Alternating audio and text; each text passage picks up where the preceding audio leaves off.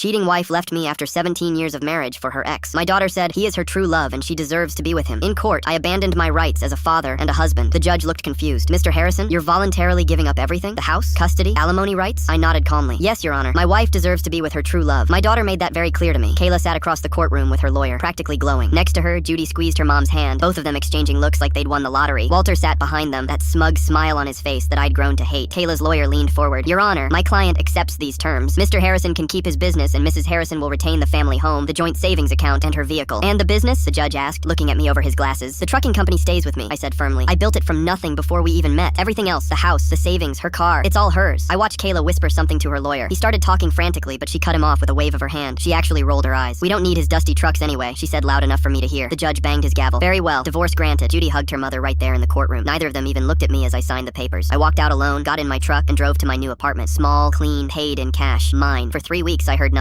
I worked, I ate, I slept. My phone stayed quiet. Then one Tuesday afternoon, it rang. Unknown number. Dad? Judy's voice was different, shaky, small. Dad, please. Moms, we need help. I leaned back in my chair. What happened? Walter left, she said, and I could hear her crying now. Dad, he only wanted Mom because he thought you were rich. When he found out the business was yours and Mom only got the house, he said he made a mistake. He left yesterday. Just packed his stuff and left. I said nothing. And Dad, the house. Mom can't afford the mortgage. Your name's off everything and she doesn't make enough. The bank called today. We're going into foreclosure. That's unfortunate, I said flatly. I had to drop out of college, Judy continued, her words tumbling out faster. That private school you were paying for, Mom can't cover it. She drained the savings trying to keep up with Walter's lifestyle. Expensive dinners, trips, a new wardrobe for him. It's all gone. Interesting. Dad, please. Her voice cracked. Can we come stay with you? Just until Mom gets back on her feet? I looked around my one-bedroom apartment, my second-hand couch, my small TV, the used coffee maker I'd bought at a thrift store. Stay with me? I repeated slowly. Yes, we could share the space. I'll sleep on the couch. Mom can take the bedroom and you can... Let me stop you right there, Judy. My voice was calm, measured. Do you remember what you told me the day your mother left? Silence. You said she deserved to be with her true love, that I was just an arrangement, a stopgap. You said Walter and your mother were meant to be together like a fairy tale. Dad, I didn't mean... You told me I should be happy to give her everything she deserved. I stood up, walking to my window. So I did exactly that. I gave her the house, the savings, the car, her freedom, everything she deserved. But we need help. And I told you that day that you'd also get what you deserve. I paused. Congratulations, princess. You got it. Dad, please, we're going to be homeless. Your mom has a college degree. She can get a job. You can apply for student loans like everyone else. You both wanted independence from me so badly. Well, now you have it. This isn't fair. I laughed, short and sharp. Fair? You knew about Walter for 6 months. Your grandmother knew. Your grandfather knew. Everyone knew except me. You all watched me work 60-hour weeks to pay for your private school, your car, your spring break trips, and not one of you said a word. I'm your daughter, and you made it very clear whose side you were on. My voice hardened. You stood in my house and told me your mother deserved better, that Walter was her fairy tale ending, so I stepped aside. I let her have it all. I gave you both exactly what you wanted. We were wrong, Dad. We were so wrong. Yes, you were. I walked back to my chair and sat down. But that's not my problem anymore. Where are we supposed to go? I don't know, Judy. Maybe Walter's place? Oh wait, he's gone. Maybe Grandma Kelly's house? The one who helped hide this from me? She was fully sobbing now. Please, Dad, I'm begging you. You made your choice, I said quietly. Now live with it. Dad, I hung up. Then I blocked the number. My phone buzzed twice more. Kayla's number, then a number I assumed was her mother's. I blocked them both. I poured myself a beer, sat on my cheap couch, and turned on the TV.